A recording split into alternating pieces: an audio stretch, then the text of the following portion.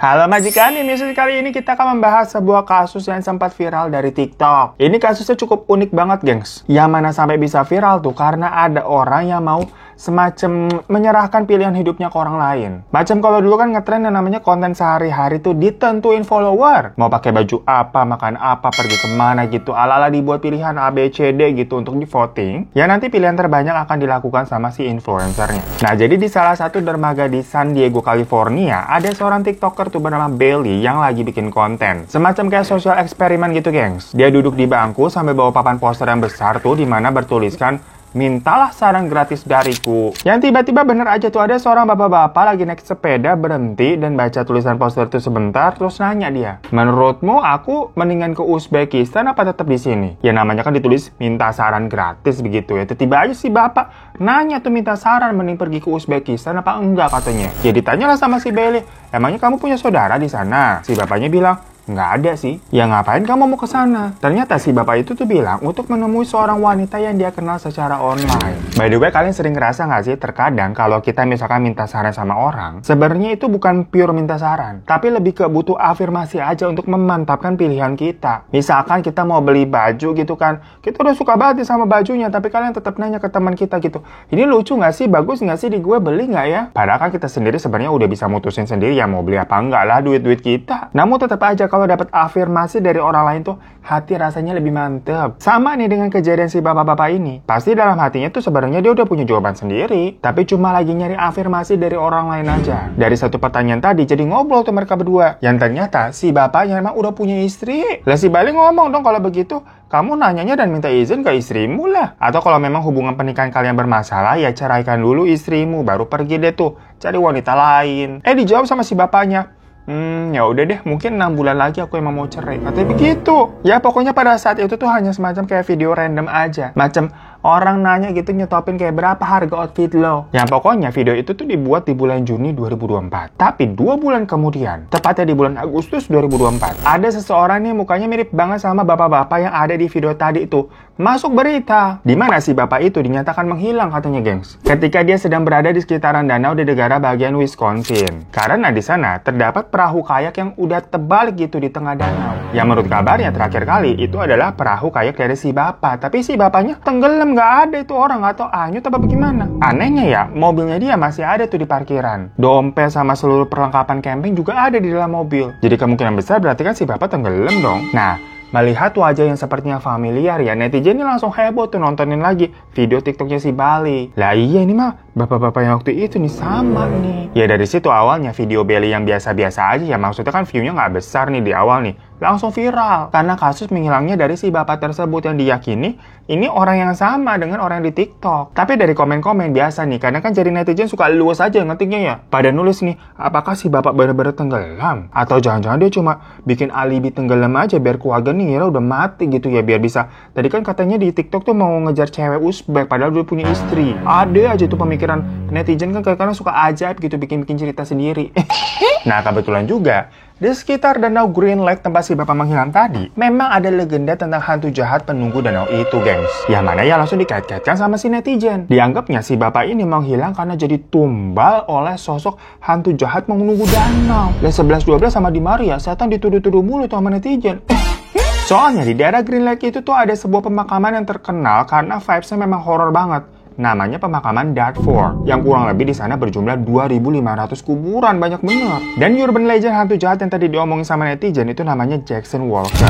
Cuma sebenarnya nggak ada yang tahu nih sosok dari Jackson Walker itu semasa hidup tuh kayak mana. Karena nama tersebut tuh terkenal perkara kuburannya paling gede di situ dibandingkan kuburan-kuburan lain. Sampai-sampai satu kuburannya si Jackson Walker ini cukup buat 5 orang kali saking gedenya. Ya karena melihat kuburan yang ukurannya nggak biasa begitu, terbuatlah cerita nih kalau katanya dulunya dia dikutuk dan kuburannya kuburannya dibuat gede begitu biar orang-orang lain yang dikuburkan di sekitarnya tuh kayak emang gak deket-deket sama dia begitu. Biar gak ketularan kutukannya. Dan warga sekitar percaya kalau pengen lihat atau ketemu sama sosok Jackson Walker ini, kalian cukup duduk aja menunggu di atas batu nisannya. Nanti muncul tuh. Pokoknya tanda-tanda kalau Jackson Walker ini bakalan datang adalah pertama-tama nih, kita katanya akan merasakan ada sentuhan tangan di punggung belakang. Ya nggak lama nanti ada rambut panjang gitu datang dari atas kita. Dan kalau begitu pilihannya cuma dua, kabur atau pingsan. Tapi selain Jackson Walker, ada juga sebenarnya urban legend di sana bernama kepala suku High Conker. Jadi si kepala suku ini adalah kepala suku pribumi terakhir yang dimakamkan di pemakaman tersebut. Nah, orang-orang meyakini kalau roh dari kepala suku Conker itu adalah roh gentayangan yang marah karena alam tempat tinggalnya dulu tuh yang sebenarnya indah segala macam dirusak sama manusia. Kayak keadaan California saat ini tuh kebakaran gitu kan, rusak semua, marah deh penunggu situ tuh. Nah, kepala suku High Conker itu katanya meninggalnya di tanggal 12 Agustus tahun 1911. Bener kan? 1911, 1911 begitu ya. Penyebabnya adalah karena dia tenggelam di danau. Nah, hari di mana si bapak tadi itu tenggelam, bapak-bapak si TikToker itu ya, adalah 12 Agustus 2004. Jadi tanggalnya sama, geng, satu tepat 113 tahun dari kejadian si kepala sukunya tenggelam gitu ya, kita mengerti. Tanggalnya bisa sama ya, makanya netizen langsung cocok lagi. Wah, jangan. Dibilang katanya bapak TikTok itu tuh menghilang jadi tumbal dari kemarahan kepala suku High Conker. Apa kabar dunia? Nah, tapi gimana ceritanya sih? Kok tiba-tiba sih bapak itu tuh bisa hilang? Emang dia lagi ngapain di danau itu? Jadi pada hari itu pagi-pagi banget nih, polisi dapat panggilan telepon dari seorang wanita yang bilang kayak, "Pak, tolong suami saya sepertinya tenggelam hilang di danau Green Lake." Jadi sekitar jam 11 malam, si istrinya itu tuh bilang kalau bapak tuh mau pergi ke danau untuk main kayak. Tapi pas paginya, suaminya ternyata belum pulang. Dan dia samperin ke danau, gengs. Tapi dia melihat ada kayak yang udah kebalik di tengah danau. Ya sebenarnya dari sini aja udah agak aneh banget ya, kayak ngapain main kayak jam 11 malam. Walaupun memang di sana tidak dijaga ya, tidak dibatasi, boleh main jam berapapun. Tapi kayaknya atlet profesional kayak pun nggak bakalan sampai tengah malam juga deh ke tengah-tengah danau begitu. Karena apa ya, gelap, hitam semua, mau ngeliat apaan, apa yang dinikmati begitu. Jadi apa motivasinya main kayak jam 11 malam? Ya udah, yang jelas setelah dapat laporan dari si ibu tadi, polisi ini langsung menuju ke danau. Tapi ya benar, polisi hanya nemuin perahu kayak yang udah kebalik dan semua perlengkapan ada di dalam mobil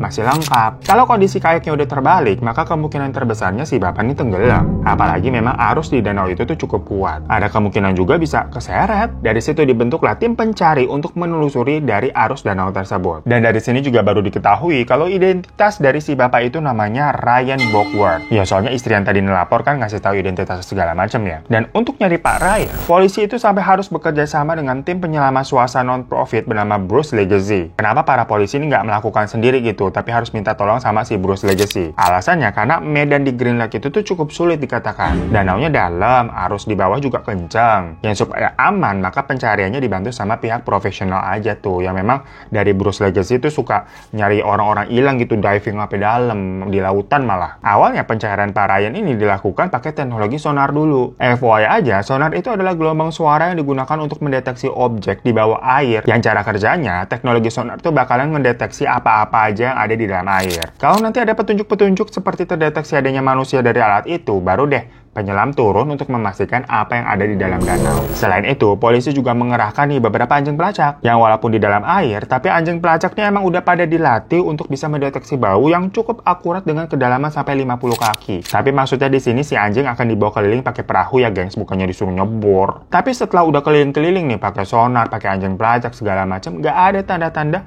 si Pak Ryan tuh di dalam bawah danau. Walaupun polisi berasumsi kemungkinan besar kalau begini mah Pak Ryan kayaknya udah meninggal. Tapi istri dan anak-anak mereka, di mana Pak Ryan ternyata punya 3 anak nih, semuanya ini masih berharap kalau Pak Ryan bisa ditemukan dengan keadaan sehat walafiat. Anak pertamanya aja tuh masih SMP, guys, jadi masih pada kecil-kecil semua, kesian. Mereka katanya sampai ngejual tuh barang-barang, bikin garage sale tuh untuk tambahan membantu mendanai pencarian sang ayah. Selama kurang lebih 54 hari tuh, mulai dari keluarga, polisi, tim penyelamat, dan warga sekitar pada berbondong-bondong saling bantu nyari Pak Ryan. Semuanya tuh macam-macam ya, ada yang nyumbang makanan, nyumbang tenaga, ngerayain waktu mereka tuh jadi nggak kerja gitu kan, demi si Pak Ryan ini bisa ketemu, tapi hasilnya nihil. Sampai di bulan Oktober 2024, kepala tim penyelamat dari Bruce Legacy tadi tuh yang bernama Kate, dia mengatakan kalau dia tuh sudah banyak pengalaman dalam melakukan pencarian orang di dalam air. Dan untuk kasus Pak Ryan ini, itu udah mau 2 bulan dan dilakukan hingga 12 jam per hari loh. Tapi Pak Ryan ini nggak kunjung ketemu. Nah, untuk itu, Kate nih berpendapat, sepertinya Pak Ryan itu memang tidak ada di danau. Hah? Maksudnya gimana? Orang-orang pada bingung dong dengan statementnya Kate tadi. Akhirnya dijelasin lagi tuh, kalau maksudnya ya Pak Ryan ini bukan kecebur atau tenggelam di danau. Melainkan emang pergi aja kali entah kemana, semacam kabur atau sembunyi dari sesuatu. Awalnya orang-orang nih, terutama keluarganya dari Pak Ryan, yang nggak percaya dengan pernyataannya Kate tadi. Tapi akhirnya database dari Pak Ryan ini ditelusuri nih sama para polisi. Dan bener ada. Ketemu tuh di data bagian imigrasi, kalau ternyata Ryan Bogart terekam pasportnya pergi ke wilayah Kanada, di mana perginya itu sehari setelah dia dinyatakan menghilang. Jadi di tanggal 13-nya, kan menghilangnya tanggal 12. Nah, hal ini nggak sempat terpikirkan sama polisi sebelumnya. Maksudnya kalau ada case orang yang dikira tenggelam tapi nggak ketemu-ketemu, jangan-jangan emang sebenarnya itu orang kabur kali, bukannya tenggelam. Bener-bener ya, padahal tuh udah banyak orang yang ngabisin waktu dan tenaga mereka sampai 54 hari, biayanya juga sekitar $40.000 katanya, gengs. Atau berarti sekitar 650 juta rupiah tuh buat nyari ini mana si Pak Ryan. Ada gila-gilanya nih si Pak Ryan nih, ngepranknya mahal banget. Yang sebenarnya nggak bisa disalahin juga ya, kenapa polisi semacam apa ya, kecolongan nggak ngecek database imigrasinya dulu tuh atas nama Ryan Bogart. Karena memang di case ini tuh terlihat itu natural aja gitu, kayak macam emang orang tenggelam di danau. Bukan ada keanehan macam tindakan kriminal dan sebagainya. Apalagi ternyata pasportnya Ryan itu juga masih ada di rumah. Ya tambah nggak ada kepikiran lagi kan kalau ternyata si Ryan pergi ke luar negeri. Nah tapi gimana bisa kok pasportnya ada di rumah, tapi di data imigrasi ketrack kalau Ryan ke Kanada. Pakai paspor apaan dia? Mulai deh tuh polisi ngoprek dokumen sama barang-barang pribadinya Ryan. Yang ternyata histori di laptopnya Ryan tuh udah dihapus permanen semua, geng, sehari sebelum Ryan dinyatakan menghilang tadi. Lah kan mulai sus banget dari sini, mencurigakan gitu sebenarnya. Apa sih yang si Ryan ini sembunyikan? Dari situ polisi juga melakukan press conference. Mereka menyatakan kalau pencarian Ryan itu dihentikan karena Ryan sendiri tidak kunjung ditemukan di dalam danau Green Lake. Namun polisi meyakini kalau Ryan ini masih hidup, yang kemungkinan besar saat ini sedang berada di wilayah Eropa Timur, di mana Ryan ini berarti telah memalsukan kematiannya sendiri. Polisi juga bilang tuh ke kamera-kamera wartawan yang pada jahat-jahat. Maksudnya kan katanya kalau kita diwawancara sama kamera wartawan kelihatan ya bopeng-bopeng jerawat kita begitu ya. Polisi bilang begini nih, Ryan, jika Anda menonton ini, kami mohon kamu menghubungi kami atau setidaknya menghubungi keluarga kamu. Kami mengerti bahwa selalu ada cobaan dalam hidup, tapi ada anak yang menginginkan ayah mereka kembali. Jadi Ryan, pulanglah. Ya polisi ngomong begitu diharapkan kalau si Ryan nih nonton gitu kan, terus tobat dia pulang ke rumah kayak film Pintu Hidayah.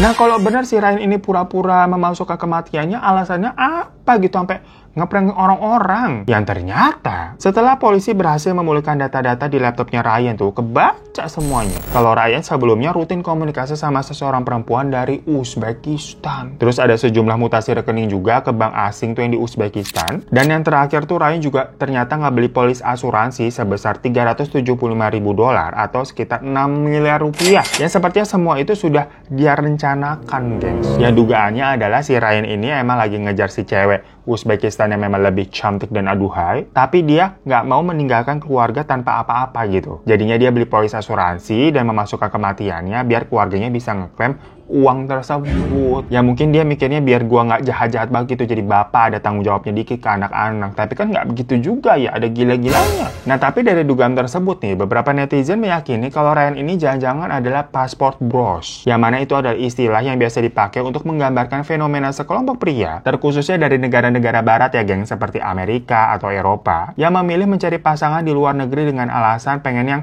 carinya cantik, setia, dan selalu mengutamakan keluarga. Istilahnya mau seorang istri yang fitrahnya menjadi istri banget lah, nurut dan mensurvei suami 100%. Karena kan kebanyakan wanita-wanita di barat itu apa ya, lebih independen mungkin ya. Kesetaraan gender. Maksudnya kalau istri nyapu ya suami harus ngepel. Atau kalau istri gosok itu ya suami berarti nyuci. Pokoknya semuanya harus setara, bahkan terkadang wanitanya lebih dominan. Nah kalau orang-orang yang tipe passport bros tadi, sukanya sebenarnya sama cewek-cewek yang kayak tadi tuh, yang kayak nurut sama suami, suaminya kagak ngapa-ngapain. Dan biasanya perempuan-perempuan gitu kebanyakan Asia ya, terutama ya Asia Tenggara, karena selain cantik tuh eksotis, unsur tradisionalnya juga masih kental. Tipe-tipe cewek di Asia Tenggara itu biasanya masih mau tuh ngurusin suami, suaminya tidur, istrinya masih nyapu, ngepel, bersih-bersih, nyari duit bahkan. Ditambah sambil ngurus anak pula. Intinya laki-laki mah ditreatnya bener-bener kayak raja. Beda sama cewek-cewek barat yang kayak lu, gua.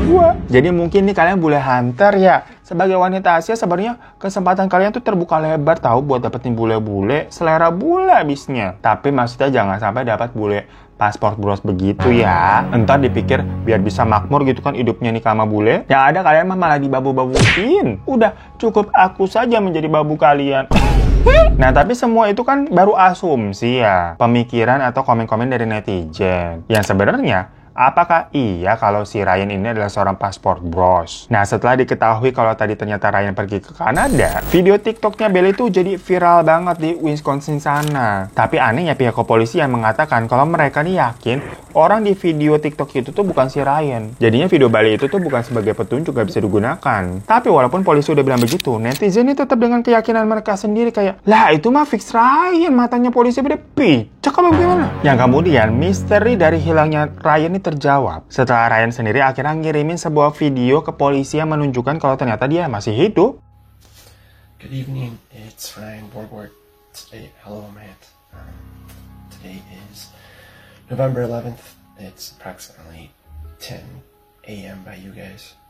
Jadi mungkin Ryan ini akhirnya udah ngeliat tuh press conference-nya polisi tadi yang minta dikabarin kan. Dan Ryan kayaknya sadar kalau misalkan dia diem aja, beritanya mungkin bisa akan jadi makin besar. Dan takutnya nanti jadi berita internasional yang bukan nggak mungkin kalau si Ryan malah jadi buron. Karena dianggap telah menyebabkan kegaduhan di masyarakat. Dan supaya nggak makin runyam, makanya si Ryan ini memutuskan untuk ngasih tahu ke polisi kalau statusnya saat ini ternyata masih sehat walafiat. Bener-bener ya lu Rian ya, ngerepotin hidup lo. Jadi Ryan ini nih ngirimin video di mana dia pakai baju oranye tuh sambil bilang kayak selamat malam, saya Ryan Bogart. Hari ini tanggal 11 November, sekitar jam 10 pagi di jam kalian, aku ada di apartemenku. Aku aman, aku terlindungi, tidak ada masalah di sini. Semoga pesan ini tersampaikan ke kalian. Dan dari video pernyataan Ryan itu memang diduga kalau Ryan ini kayaknya sedang berada di sekitaran negara bagian Eropa Timur. Karena pada video itu Ryan kan sempat menyapa dengan sebutan selamat malam, padahal di Amerika sendiri itu masih pagi, jadi perbedaan waktu. Udah gitu, dilihat dari struktur apartemen yang menjadi backgroundnya si Ryan ini, terutama dari bentuk pintunya, netizen tuh pada komentar itu emang bukan kayak apartemen di Amerika. Jadi kemungkinan benar dia itu lagi di Uzbekistan. FYI aja nih gengs, Uzbekistan itu memang posisinya ada di Eropa Timur, tapi secara geografis masuknya ke Sentral Asia sih. Nah terus gimana caranya Ryan ini bisa cabut dari Amerika tuh, sedangkan paspornya katanya ada di rumah. Jadi ternyata sebenarnya si Ryan memang sudah merencanakan hal ini tuh beberapa tahun yang lalu gengs, supaya memang tidak terlihat mencurigakan. Dan semua itu akhirnya diceritain tuh ke polisi oleh Ryan by phone. Jadi Ryan ini memang sengaja ngambil polis asuransi itu di Januari 2020. Karena misalkan kalau ngambil polisnya terlalu mepet, takutnya pihak asuransi curiga. Terus kalau masalah paspor ya, ternyata dia memang udah pernah bikin laporan kehilangan paspor. Padahal ya sebenarnya nggak pernah hilang. Ya emang sengaja dia bikin duplikasinya supaya istrinya nggak curiga kalau sebenarnya dia tiba-tiba pergi ke luar negeri. Seolah-olah kayak hilang aja gitu kan, paspornya masih ada di rumah. Yang ternyata tapi itu adalah paspor lama yang dilaporkan hilang. Nah pokoknya berarti di Januari 2020 Ryan ini ngambil polis asuransi, terus Mei 2020 si Ryan lapor kehilangan paspor. Lalu sekitar Agustus 2020-nya Ryan ini mulai tuh rutin melakukan transfer ke rekening yang ada di Eropa. Jadi dia buka rekening di sana untuk pindahin uang yang di Amerika. Dan di situ dia juga rutin cacatan tuh dengan cewek Uzbekistan yang memang menjadi selingkuhannya selama ini. Apa kabar dunia? Ternyata ini kasus jantan birahi ya Tuhan. Dan gimana caranya Ryan bisa memasukkan kematiannya begitu? Sedangkan perahunya kan memang kebalik tuh kayaknya ditemuin di tengah-tengah danau. Apakah dia berenang? Jadi ternyata si Ryan ini bawa perahu karet tuh, emang punya anak-anaknya. Yang mana dari awal si Ryan tuh ke tengah danau pakai perahu karet itu gengs, tapi bawa kayak juga yang dia iket. Didayung terus tuh perahu karetnya sampai di tengah danau. Abis itu iketan kayaknya dia lepas, dia terbalikin tuh kayaknya. Ya udah abis itu dia balik lagi ke darat pakai perahu karetnya tadi. HP-nya juga sengaja dibuang tapi ke danau untuk ngilangin jejak-jejak histori biar ya rusak aja emang udah. Terus di dalam mobil, dompet sama yang lain juga ditinggal tuh buat alibi seolah-olah dia memang tenggelam di tengah danau. Yang sebenarnya di mobil itu Ryan juga udah bawa sepeda listrik gengs. Yang mana sepeda itulah yang dia goes sampai terminal bus terdekat. Dari sana Ryan naik bis ke perbatasan Kanada, dan dari Kanada dia lanjut terbang lagi tuh naik pesawat ke kota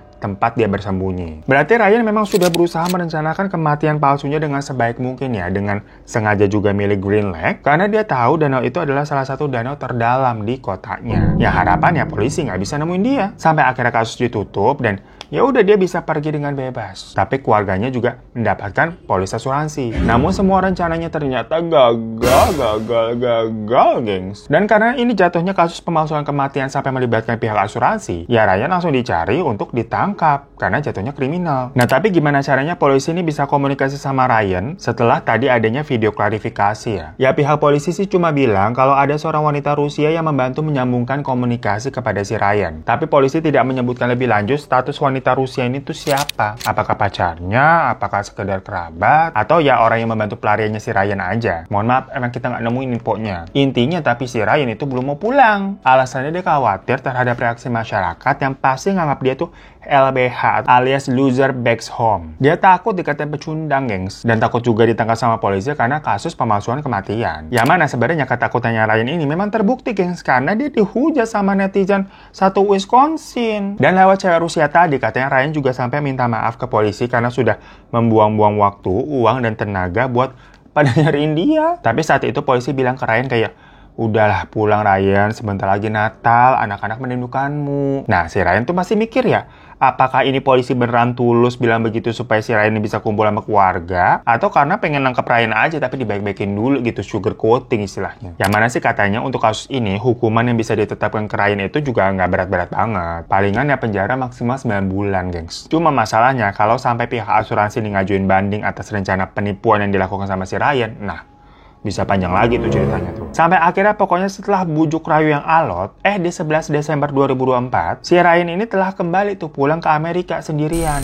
Ya udah, beneran akhirnya dia ditangkap tuh, udah didakwa karena tuduhan menghalangi penyelidikan. Tapi karena Ryan yang ngasih uang jaminan, akhirnya dia cuma dikenakan wajib lapor aja sampai sidang nih nanti berikutnya. Dan di tanggal 12 Desembernya, istrinya tuh Emily Bogwart mengajukan cerai secara hukum dengan alasan katanya bahwa pernikahan mereka udah rusak, tidak bisa diperbaiki lagi. Jadi percuma lu balik-balik ke sini gitu loh. Dan dalam pengajuannya, si Emily juga menuntut hak asuh penuh atas ketiga anaknya. Ya bener-bener lu ya Rian, ayah wae gitu sing eling kata gua mah jadi laki. So itu guys, sebuah kasus yang ternyata nih satu wilayah ngurusin birahinya lelaki satu ini yang mau nyosor cewek Uzbek, dikiranya tenggelam apa gimana, dicariin, ngeluarin dana besar. Lah, tahu-tahu kegatelan. Ya lucu aja sih, maksudnya di sini sempat sampai kerekam di TikTok gitu, yang mana berarti Ryan benar-benar udah apa ya, kesemsem banget sama si cewek Uzbek ini. Tapi ujung-ujungnya nggak tahu juga sih kenapa dia balik. Apakah memang diancam dengan hukuman yang lebih berat kalau misalkan lu nggak balik dan kita jemput paksa gitu sama polisi? Atau jangan-jangan dia dicampak masih cewek Uzbek di sana. Ya makanya kalian nih yang udah pada berkeluarga gitu, jangan ada gila-gilanya deh. Apalagi kayak Rian tuh udah punya 3 anak loh, puber kedua lu nyari cewek lain. Coba kalian yang punya bapak ganjen puber kayak si Ryan nih, puber kedua gitu, sampai ninggalin keluarga ya, cerita-cerita lah di bawah, curhat-curhat. Hal-hal random apa atau hal-hal yang bikin geleng-geleng kepala gitu dari bapak kalian yang pernah dilakukan. Ya semoga tapi pada baik-baik aja ya bapaknya. Ya terima kasih ya majikan yang udah pernah nonton ya. Jangan lupa untuk klik subscribe di bawah. Minta tolong klik tombol like-nya juga. Dan sampai jumpa lagi di kasus-kasus spesial yang selanjutnya. Assalamualaikum warahmatullahi wabarakatuh. Misteri dunia orang pada kenapa? Misteri dunia memang sudah pada gila.